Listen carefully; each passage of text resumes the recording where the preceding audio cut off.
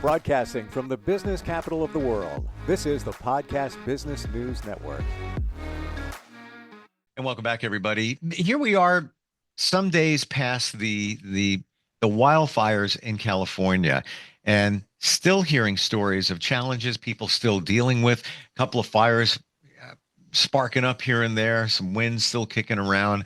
Just a story that's gripped all of us. And I think part of that is because of our society, and we're able to see it in real time. It's just some of the images. It's not all about the rich and famous dealing with the loss of their house. There's so much going on there. Animals, horses, my gosh. We're going to look at that today. And through the lens of an attorney that does construction litigation, so she's got her finger on the pulse of construction. They're going to be rebuilding there, and so much more. She's a partner at Greenspoon Marder LLP, and she's our professional of the year. Carol Sigmond is back with us. How you doing today, Carol? I'm well, thank you, Steve. How are you? Very well. I love the fact that we can get together and pick most any trending topic and find something to talk about and go deep into it. And this, it's funny. We were both on the same page. Like, what should we talk about? This was the universe says this is what we need to talk about today. What's standing out in your mind? Here we are, a few days past the peak of the fire situation. Lots to be done. Health issues, rebuilding. What's the first thing? What are you thinking now? I'm thinking really three things. One,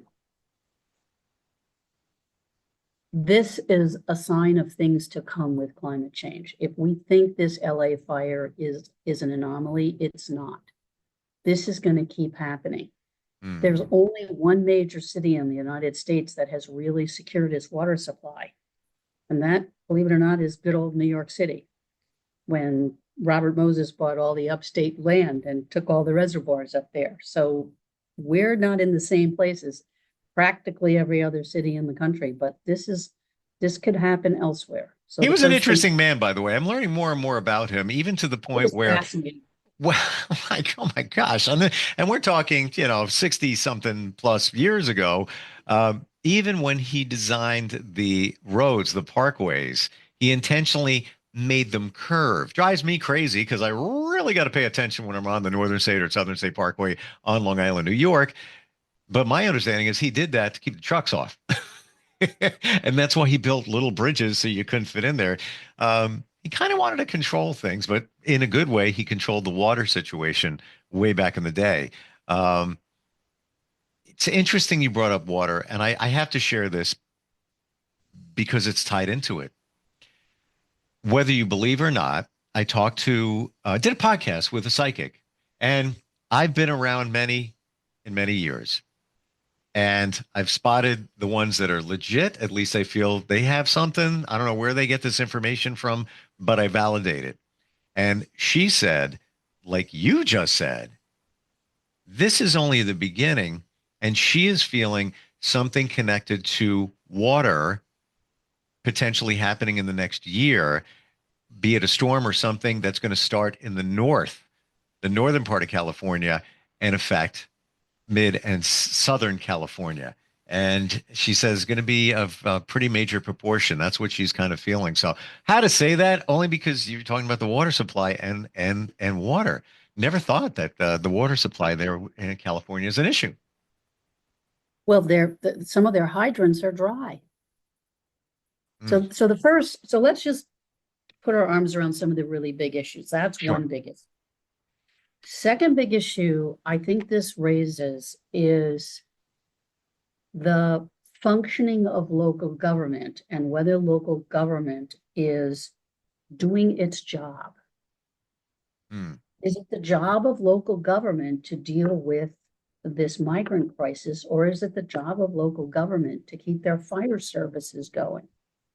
And Karen Bass thinks her job is immigration, and a lot of her residents think her job is the fire department.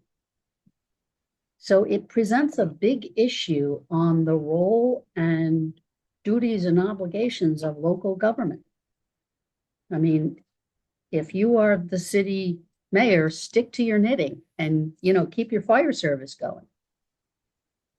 I think Hmm. there's a lot of criticism of her, of that $17 billion cut she made in the fire department budget. They have equipment that they need right now that's sitting in lots because they don't have any money to maintain it. Wow.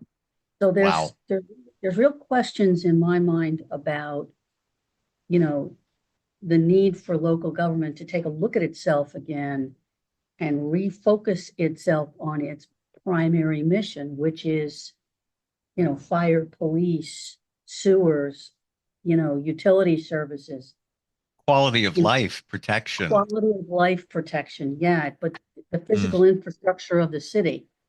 So that's I think another big issue for discussion. And then to me, the third big issue is unfortunately the color green, which is how much of this is going to be rebuilt and by whom. Mm. I mean, a number of these properties, as I understand it, are not insured. 40,000 acres is burned. Am I right about that? It's some huge number of Yeah. acres. Yeah. Hundreds of thousands of homes, 28 people are dead. At 24 people are dead. I mean, the cost to rebuild is staggering. And it isn't just the houses, but the infrastructure. Telephone lines are gone, electric lines are gone. Maybe telephone lines don't matter anymore, but cell towers have been damaged. I mean, Sure. to me, there's a lot of questions about, how do you rezone California in face of what's happened to be more resilient, which is the sort of the M question. It's money to rebuild, but it's really resiliency. Well, just on the telephone poles, depending on what service is there, internet. So now you have a problem with communication unless it's, fiber underground. That's got to be delivered in some way. Not every business is using, Wi-Fi off or cell towers. So big. But California has real issues. They've got resiliency issues. They've got the potential that this is going to happen again. They need to take a hard look at what government is doing and how they're managing their business out there. But this is true of every big city in the country. I don't care if it's in California. Florida's got to do this. Texas has got to do this. Mm. Illinois, Massachusetts, New York, we all have to look at these three big issues. What is climate change doing? What are our local governments doing, and how are they functioning, and are they doing their jobs? And then the third big issue is resiliency / money. Because if you're not resilient, I don't see how you come back from this.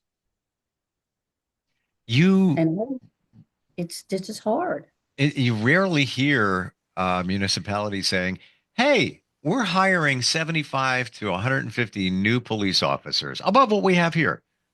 Never. When was the last time you heard that? I rare, even in small communities. Sometimes, we've added another 50 if you're lucky over a very long period of time. In the California rebuild, construction is in your wheelhouse, litigation connected. Uh, you mentioned something about insurance not going to cover a lot of this, or tell us Right. about that. Well, from what I've been reading, a lot of properties in California were deemed uninsurable or only limited insurability because of their age and how they were constructed and concerns about fire. Hmm. So there's a lot of limitations. I think State Farm is the big one that went in there and cut back its insurance exposure in California significantly. Wow. That's number one. Number two, does everyone have adequate insurance? Did they insure their house 40 years ago when they bought it for $40,000? Have they increased the insurance on it to replacement costs? A lot of people haven't done that. And so the payout may not be enough. Is the city going to allow the houses to be that close together? Are they going to allow wood construction, or are they going to force concrete construction? There's a picture I saw of it's a celebrity's house. He was renovating it and stopped. but it's basically a concrete structure, and it's the only thing standing. Everything that was made of wood has burned. I can't remember the name of the celebrity. Hmm. But I mean, what are they going to rebuild out of? And, are they going to be allowed to be that close together? What kind of fire protections is California going to require? Are they going to require, sprinkler systems? Are they going to require, other kinds of fire suppression in single family homes? What are they going to do? I mean, this is horrible. And, the loss of life is just, I don't even know what to say. And people are losing their pets. Animals are dying, and it's very cruel that they're burning to death or dying of thirst. I mean, this is just cruel and horrible. Do you think this caught California and the rest of us by surprise? We've always, thought, well, fault line earthquakes, that's a reality. There's been some substantial wildfires, so all right, that's a concern.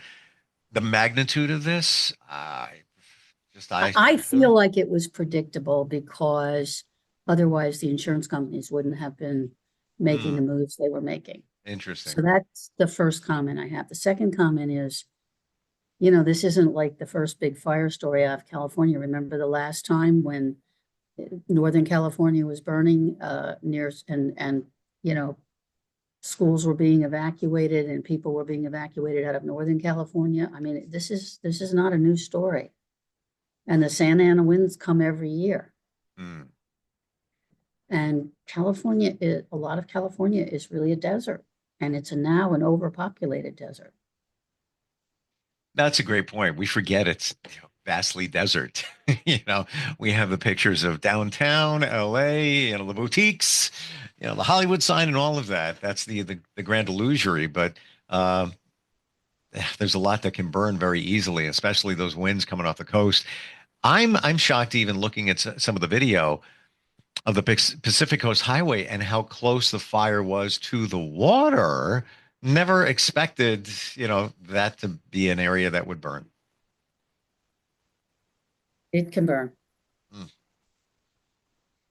It's just, in 5 years, if we got together again 5 years from today, query, how many people will be living in Los Angeles? I mean, right now, Los Angeles as a city is geographically one of the largest cities in the country. I think Juneau, Alaska is bigger geographically, but LA is huge. But its population is about half of New York City. Will it still be half of New York City? Or are people going to leave? I mean, are people whose houses have been destroyed now going to say, I'm not going to rebuild? I'm going to sell the land and I'm going to go build in Montana or Texas or, some other lower tax area. Why would I go back and pay California taxes? Yeah. If they're not even going to, fix the fire equipment. I mean, what am I paying for? If I were a Californian, that'd be one of the questions I would be asking the mayor and the governor. What am I paying for if you didn't even budget enough money to keep the fire equipment in good repair? It's almost criminal. I'm gonna say that equipment is sitting there ready to go, but you haven't maintained it, and maybe you don't even have enough staff to. And there it is, and that's horrible to know that was there. But I don't do politics, but I look at it this way: what's the hot button? Migrant population. That's visible. People see it. And that's where they start squawking to their politicians. Politicians want to serve the people, but look at it at the same time. So they address that, but not the potential for a major fire. It's like one of those, what are the chances of that? Nah, I'm not going to worry about that right now. But but that's why I say I think local government officials need to really sit down and begin to reset their priorities and maybe think about how to prioritize, because fire protection and police protection and water, utilities, sewer, this is not political. Right. It's basic, deliverables for local government. But we don't worry about it because we don't have so much need to. Of course, you have a clean water supply, but it's off your radar until it's on your radar. Same thing with parts of North Carolina when the storms hit. Whoever thought in the middle of nowhere, rural area from many, many, many, many miles away, that there would be floods of epic biblical proportion coming through. Nobody ever thought of that.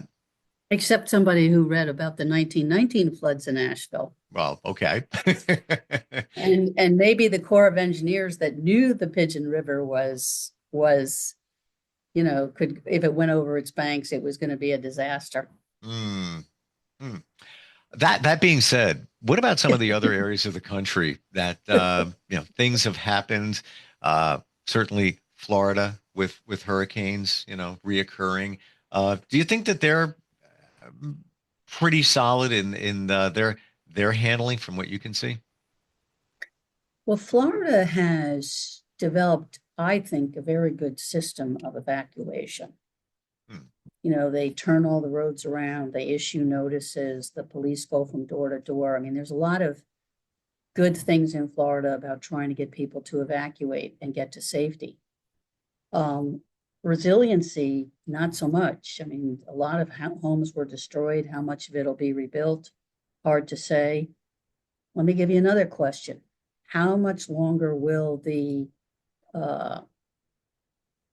cities in the north, which are paying a lot of the taxes to support FEMA, how much longer do they want to continue to pay to rebuild houses in the same area over and over again?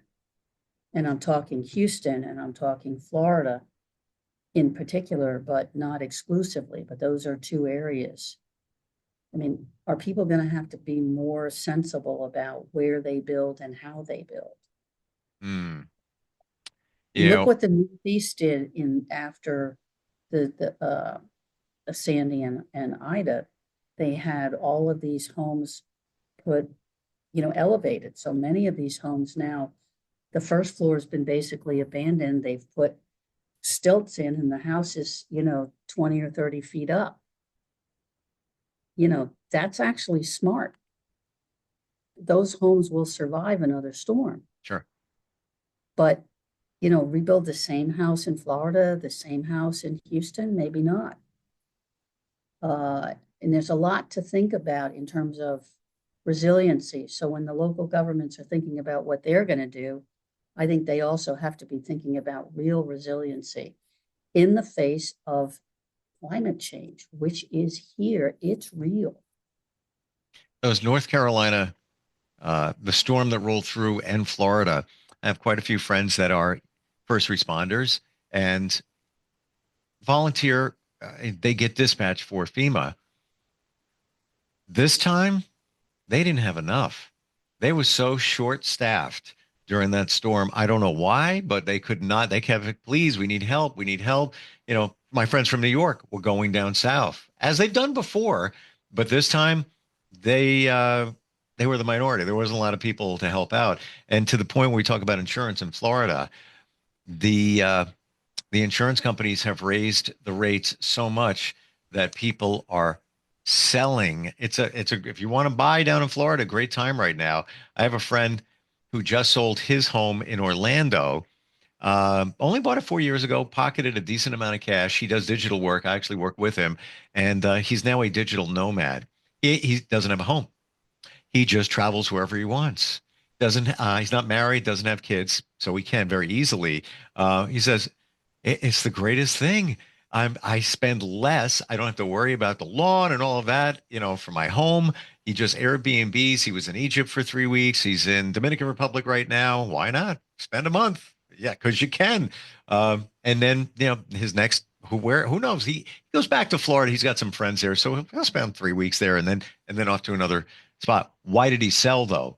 He saw the writing on the wall in August that the insurance, because of the storms, they've raised them up so high that people are selling their homes, and especially their condos, closer to the water. So that's a big concern there. The insurance rates are getting jacked up so high. Yes, and the storms and, the rebuilding costs and the inconvenience and Mm, all that's associated with it. yeah. I think we really need as a country and a culture to think through uh, what I refer to as the resiliency issue. How do we, recover from these storms and how do we weather them? What do you Resiliency is the issue. you mentioned climate change twice now. Got a few minutes left. What is your gut feeling? What's your personal, based on things you've heard, you've seen? What do you think is to come? What do you think's going on? I think look, if we don't get this climate situation under control, desertification of the United States is inevitable. The deserts are going to move north. We're going to have more and more of these erratic storms and erratic issues, and more parts of the country will not be livable. And I think we have to face this, and I think we have to take steps to try to deal with climate change and also to prevent the creation of all of these deserts by creating, you know, trees to catch the rainfall and maybe, better, more intelligent water control systems to preserve the water, somewhat the way they do in Bermuda, where they trap rainwater for later use. And I think we have to be open to new technologies and new ideas because we have got to deal with this climate issue. And unfortunately, I think climate is going to keep large populations on the move. I know people are hopeful that the beginning of another Trump term will stop, the illegal immigration. I don't think so because I don't think it's being driven by conventional causes. I think it's being driven by climate. Wow. Do you think it goes back to some of the fundamentals, carbon emissions, things like that? I do. I think Mm. we have to. I don't know why we abandoned carbon tax and carbon trade so quickly, but we really needed to think that through.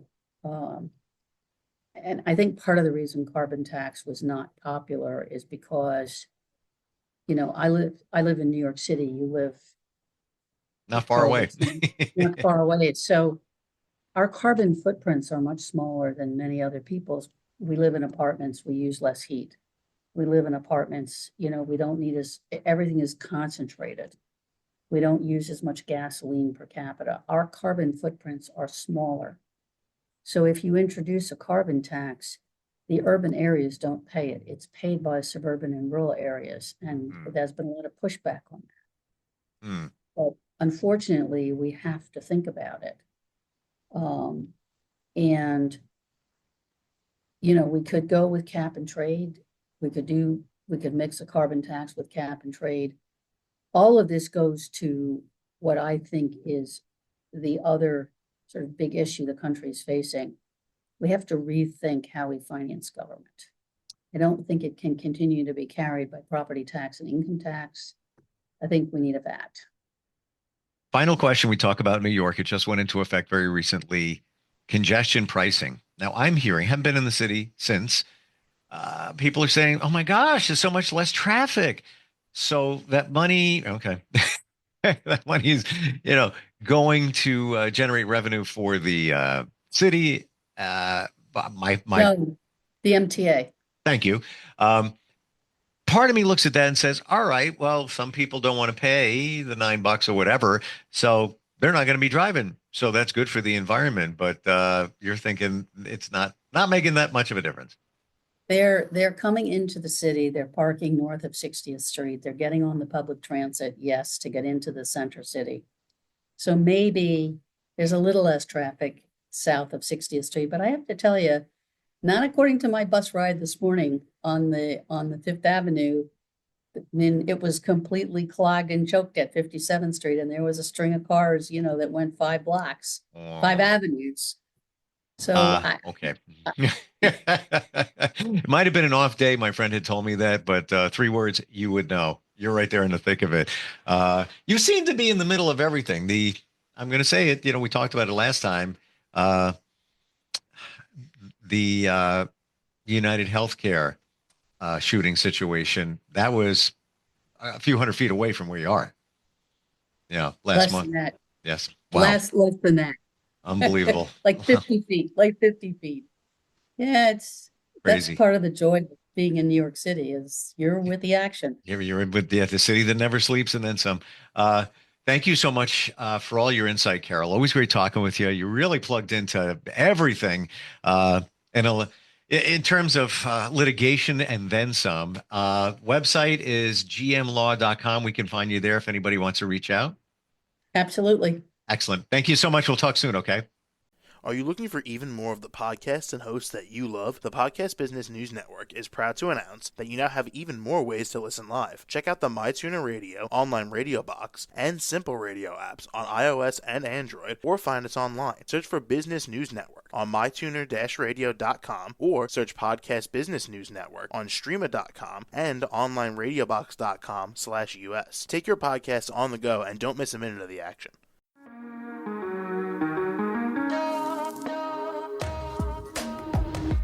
Broadcasting from the business capital of the world, this is the Podcast Business News Network. For nearly 2,000 severely injured veterans, everyday life has become filled with barriers. Day-to-day simple tasks can become pretty daunting. I have to carry my chair up 2 flights of steps or have somebody do it for me. What scares me the most is just the falling. When I'm struggling with my house, I think, to have that one great barrier just knocked down, it's crucial. Home for Our Troops is a wonderful nonprofit that builds a mortgage-free, fully adaptive, handicap-accessible house. And there's no catch. It'll be our very first home that we've ever owned. This is a game changer. This is where your life begins again.